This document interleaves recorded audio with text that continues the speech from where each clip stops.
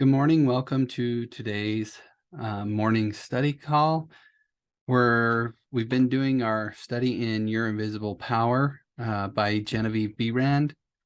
We're in chapter 4. We've gotten a little bit into it in last Saturday as we started studying into it. We ended off with a paragraph that I said I wanted to pick back up again. We didn't have enough time to really go into it, and I felt like there were some key points that I wanted to go over before we move on with our study there. So now let us see if we can get an idea of the different stages by which the things in the world have come to be. Troward says if we can get at the working principle which is producing these results, we can very quickly and easily give it personal application. First, we find that the thought of originating life or spirit about itself is simple awareness of its own being, and this produced a primary ether, a universal substance out of which everything in the world must grow. So there's two ideas there that I want to touch on. And the first is this idea that if you can get at the working principle, which is producing these results, we can very quickly and easily give it personal application.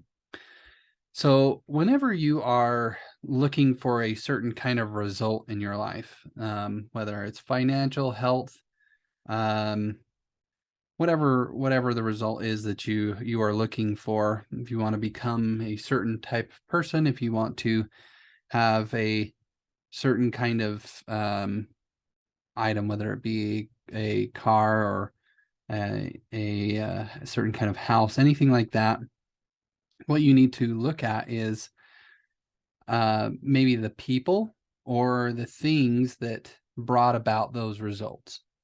So if, let's say that you wanted to be a, good orator, then maybe you look at the lives of people who were great orators and see, what is it that they did to become that? And then you model your life after that, because they would have had to have done something along the way to have developed that skill, even if they had it as a talent to some degree, to where they didn't have to start from zero, so to speak.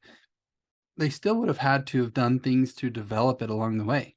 And so if you can find out the things that they did to develop that skill, then you can mirror or emulate those things that that person did, and then yourself be able to do those same things, and then you will get the same result. So the idea is comes back to the law of cause and effect. You're looking at the effect, which is a great orator. Well, you want to find the causes of what would make a person a great orator.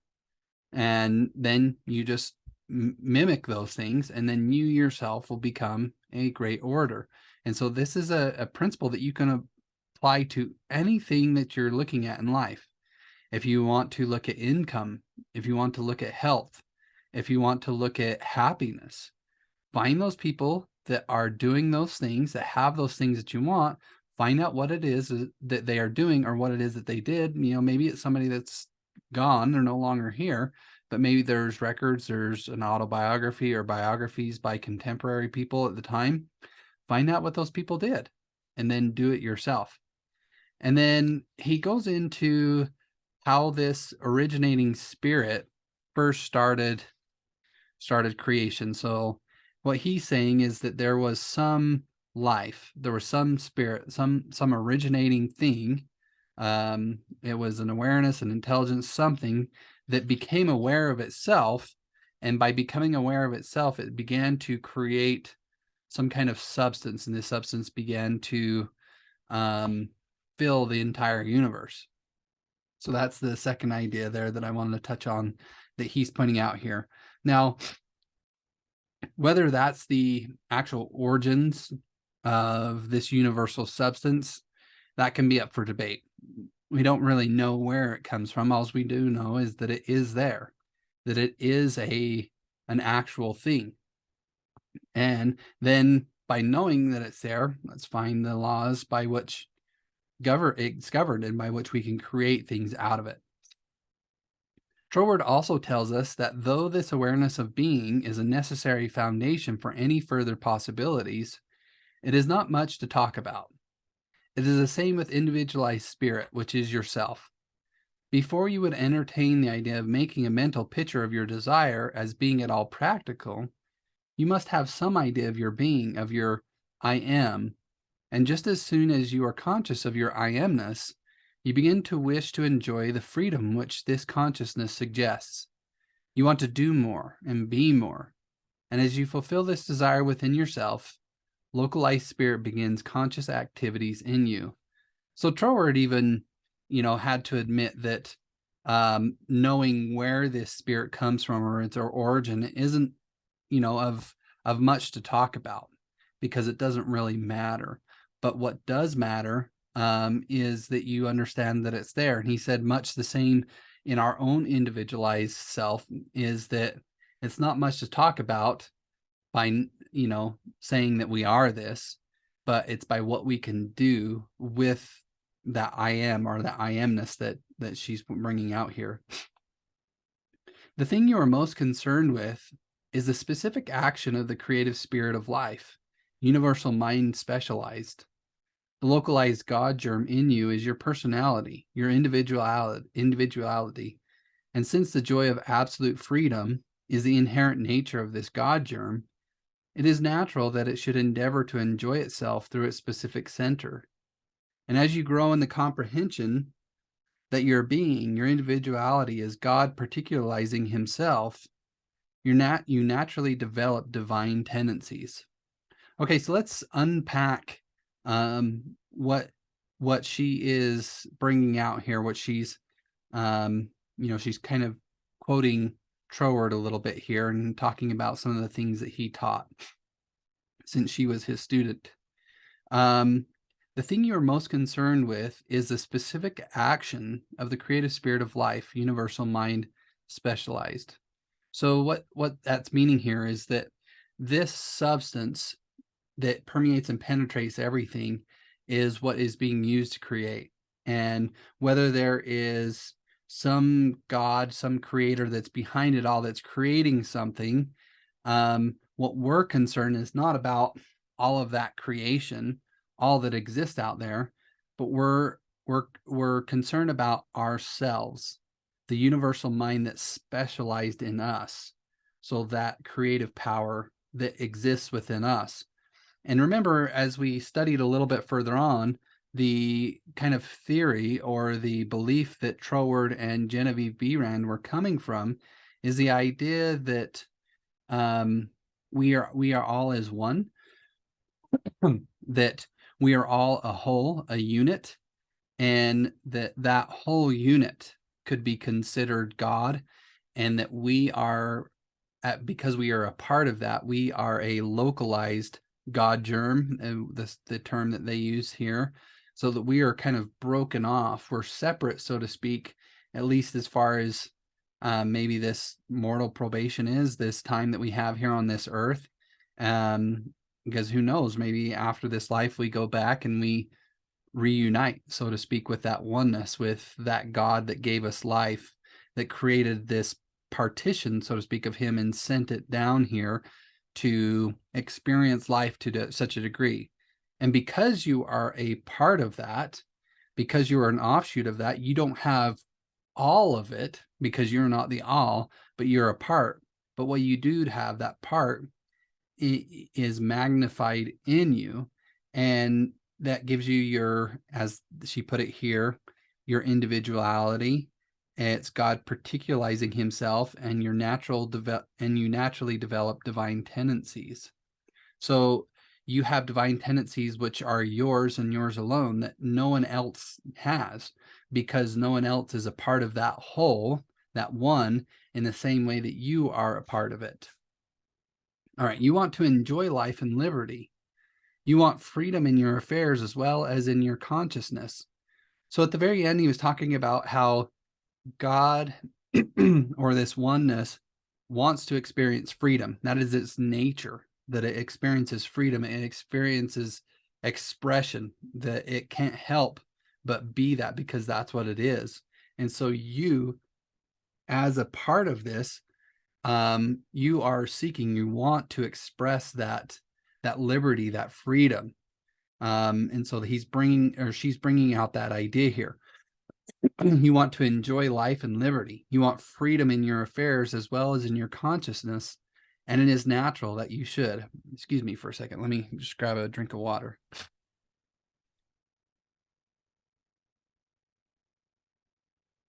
Excuse me. Always with this progressive wish, there's a faint thought picture. As your wish and your recognition grow into an intense desire, this desire becomes a clear mental picture. For example, a young lady studying music wishes she had a piano in order to practice at home. She wants the piano so much that she can mentally see it in one of the rooms. She holds the picture of the piano and indulges in the mental reflection of the pleasure and advantage it will be to have the piano in the corner of the living room. One day she finds it there, just as she had pictured it. So this is something that I I think that she goes into this a little bit later into it, but I'm not 100% sure. So I want to touch on it here, just in case. And I'll read the little phrase here. As your wish and your recognition grow into an intense desire, this desire becomes a clear mental picture, and it's that desire that I wanted to talk about. Now, I have certain desires that I have, and that it makes me seek after and go after certain things. Now, you are going to have different desires. You're going to have different things that you're going to want to go after. And that's because all of us are a different offshoot, a different part of that oneness that we've been speaking about. And so your desires to go out and fulfill are going to be different than my desires. But what's important to understand about these desires is that they are God-given, that there is a natural part of ourselves from which desires begin to grow. And if we begin to take a look at these desires, these things that we want, these things that we want to experience, these things that we want to go and do, and we seek to give those things expression, we're going to find fulfillment in becoming and being that part of ourselves, that God part of ourselves that we were created to be. Another term that you could say that it is that we are finding and living our true purpose, that we're going out and doing the things that we were created to do. And it's these desires that are within us. Now, what you have to become aware of, though, one, and there can be a pitfall in this, is that you are not your body. You are not your mind, and you are not your emotions. But you are this intelligence, this observer, this consciousness that is back behind it all. Now, your body is something that you inhabit. It's something that you experience the world through. And because you are not your body, that means that there are things that your body desires. Your body desires food. Your body desires water. Your body desires sexual expression. Your body desires a lot of things for its maintenance and its care and for the propagation of the species that it wants to express. Now, those are the desires of the body. Those are the desires of the flesh. And I'm not trying to demean them. I'm not trying to put them down as something less, because they're a part of life, and they, we're meant to experience these things. We're meant to find joy and fulfillment with these things. But there is that intelligence, that spirit behind that has desires, that has things that it wants to experience. You want to experience certain things through the body. You want to experience certain things through the mind and through your emotions. And it's these desires that are back behind all of that you're seeking, that are part of that purpose. And so don't get it confused with the natural desires of the body. The natural desire of the body for sexual expression doesn't mean that we should go out and live a riotous living, and just do whatever comes naturally and live according to just the natural pleasures of the flesh, just because we think that's the desire. That's not the desire. That's something of the body. And now, as I said, I think that these things are a natural expression, and it's something that we should experience. But I think that some of these things can be taken to an excess. Things like Good food can be taken to excess, and drink can be taken to excess. Sexual expression can be taken to excess. So taking care of the body is finding a balance for those things, but the purpose behind everything, if you find what that is and you give everything to it, you won't be out of balance, but what you actually find is that you'll give life more expression. Now, this kind of goes back to a scripture that says, if you lose your life for my sake, you will find it. That's the kind of idea that if you lose yourself to that God part of yourself, that intelligence of who you really are, and you give expression to that purpose, that God-given purpose, you lose your life to that, you'll actually find it, because you will live your purpose, and you'll find so much joy and fulfillment, and so much fulfillment out of the service. Because when you live that, what you'll find is that that is an expression of giving service to all the other everybody else around you. Because remember, if you are an expression of God, so are they. And so we're it's really God helping himself, that you, the God that you are, the expression of God, are helping all the other expressions of God. And the more that you can do that, the more that you will be recognized by this spirit, this power that's behind everything, and it will help you along the way, and it will give you all the resources that you need to be able to fulfill that purpose. Anyways, like I said, I'm not 100% sure whether she goes into that a little bit later in the book, but I think that it's an important point, an important thing to understand when she's talking about this desire here. The difference between that desire, the desire of that godlike part of us, versus the desires of our body and the natural inclinations of our flesh. As you grow in understanding as to who you are, where you came from, and what the purpose of your being is, how you are to fulfill the purpose for which you are intended, you will more and more afford a center through which the creative spirit of life can enjoy itself. And we talked a little bit about that just now, that as you become aware of this intelligence, this consciousness, this power behind everything that you actually are, this God part of yourself, and you give that self expression, that you're going to find so much more fulfillment and so much more purpose out of life. And you will realize that there can be but one creative process filling all space, which is the same in its potentiality, whether universal or individual. Furthermore, all that there is, whether on the plane of the visible or invisible, had its origin in the localized action of thought or a mental picture, and this includes yourself, because you are a universal spirit localized, and the same creative action is taking place through you. So what she's saying here is that our mind, or that there is a mind that must be part of the process of the creative power. So there's the spirit that flows and penetrates everything, and then there must be a mind to direct that spirit into creation.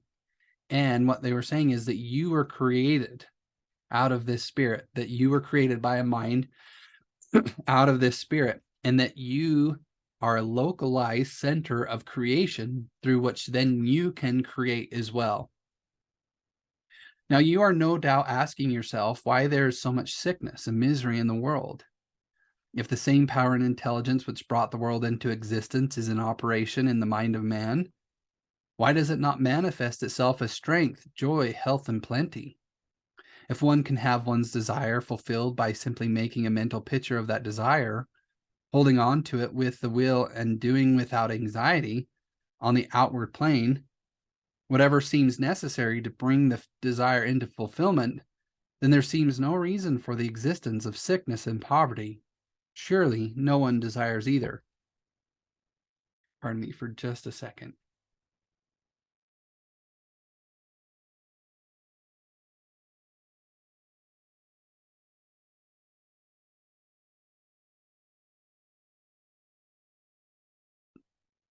Sorry about that. Thank you for giving me a moment to try to clear my throat and grab a drink of water.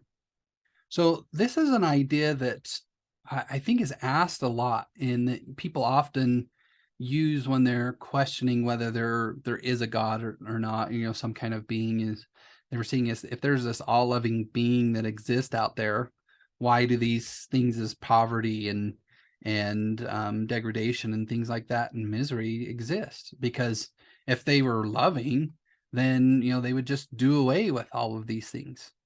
And on first glance, that might seem so. And so she's going to go into why these things actually exist. And I'll give a few comments on it because I think that it's important to understand why these things do exist and how, because they exist, it doesn't discount that there is some kind of creative power or source or some kind of God behind everything. But in some ways, it actually shows that there is. The first reason is that few persons will take the trouble to inquire into the working principle of the laws of life. If they did, they would soon convince themselves that there is no necessity for the sickness and poverty that we see about us. They would realize that visualizing is a principle and not a fallacy. So first, right off the bat, she places the responsibility on us. So if what she's saying is that we are a localized version of God, a part of God, and we have the power to create whatever it is that we want to create. Then if life isn't being created as we think that it should, then maybe it's our fault.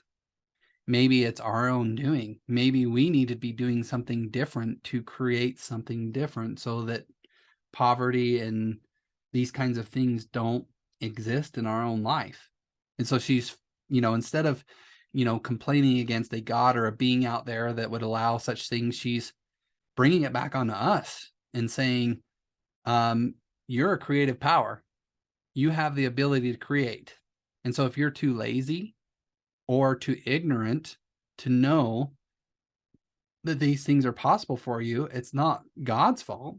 It's not some being's fault or something out there that's not creating and doing things how you would want. It's your fault, and that you need to change the way you're thinking. You need to change the way that you're behaving so that you can create differently.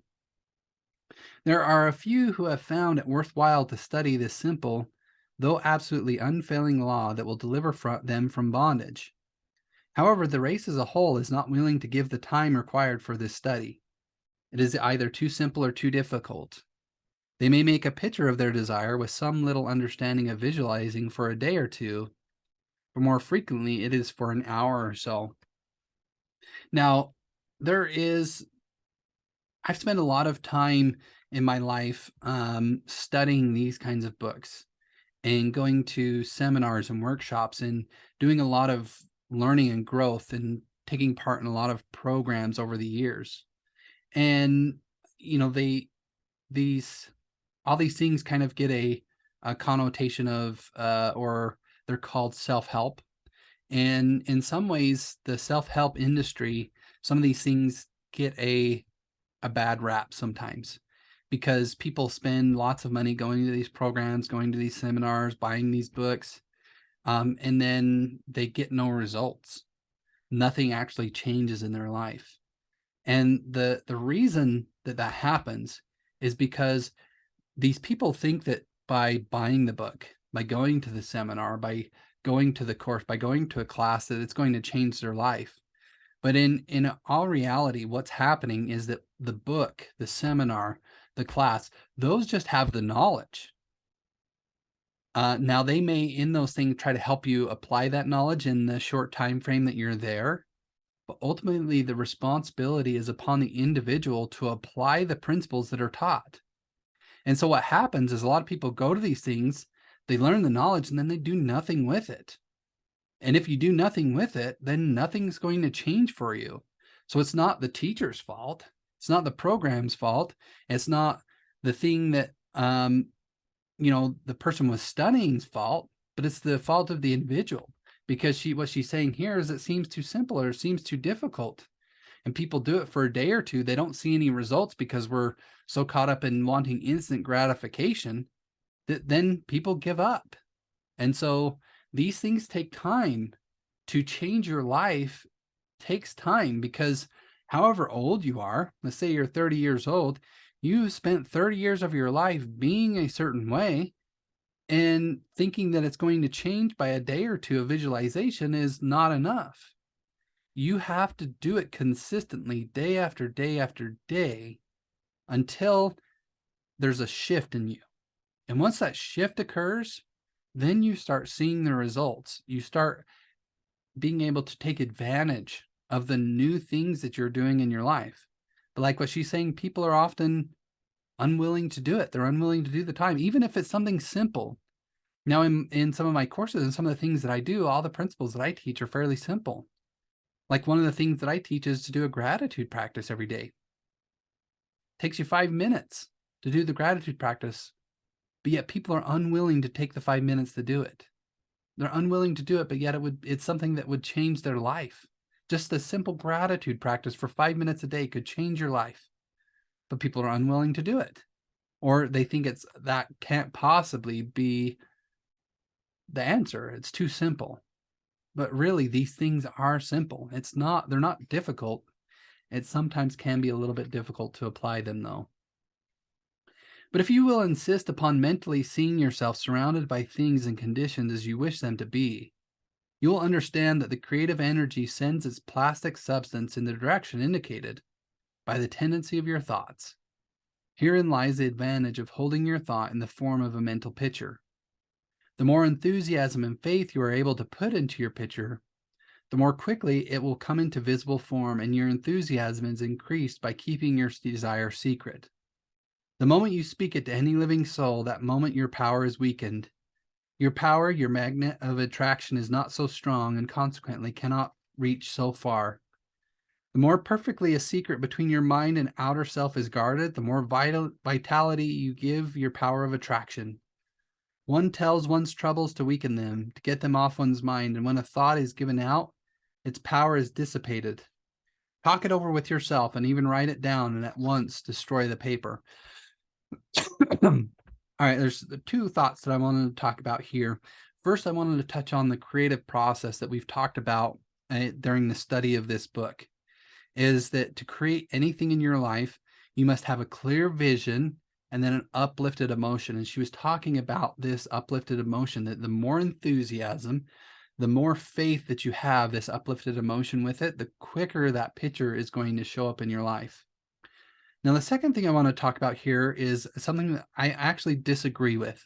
Now, I don't strongly disagree with this, because I think that there is some validity to what she's saying here, but I don't think that it's 100% true. She's talking about that if you tell somebody else that that thing loses power. Now, I'm married. I talk with my wife about my dreams, the things that I want to create, the things that we're trying to create and build together, because we as husband and wife are trying to be a unit. We're trying to be together. We're trying to be in unity and be as one. And so we need to talk about the things that we're trying to build together, the vision that we're trying to create in my mind. Because if she has a vision in her mind of the way things should be, or the way she wants things to be, and I have a differing vision of the way that I want things to be, then we're going to be at odds with each other, and we're going to be creating different things in opposition, and we're going to be wasting a lot of energy. So I don't 100% agree with this. Now, where I do agree with it is that, I talk with my wife. I don't really talk with anybody else about a lot of these things. I'll mention it to somebody here and there. I'll mention it to one of my students when I'm maybe teaching about something, or I'm going over a principle to try to illustrate something. But I don't often talk with it about other people, just, a very select few, very, people that I really trust. And I think at some point in the future, maybe after I've finished this book, I'll do a lesson about the difference between the types of people that you'll come across in your life.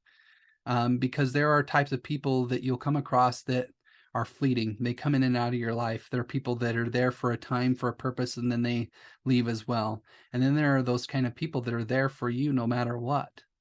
And it's those type of people that are there for you no matter what would be the only people that I would share any of the vision, anything that you're trying to create within your life. And that's if they're the type of people that would support you no matter what. That's if they're the type of people that if you were to tell them your vision, they wouldn't fight against you. They wouldn't tell you that it was stupid. They wouldn't tell you that you're wasting your time, but they would love you regardless of what it is that you're trying to create in your life. And so, like I said, I don't 100% agree with that. I think that there are people that you could tell, other people that you need to tell to help support you in that vision because you're trying to work together. But beyond that, I do agree that, it's better left not spreading it out to the masses of what it is. All right, guys, that's our time for today.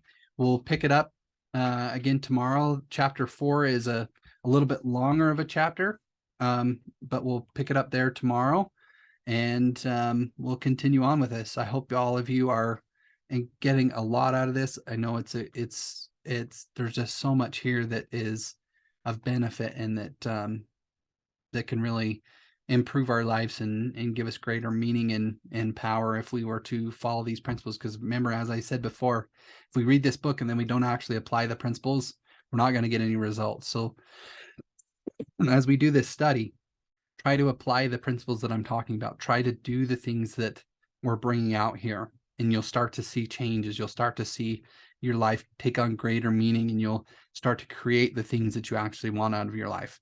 So with that, we'll end this morning study call, and we will see you all tomorrow morning. Bye for now.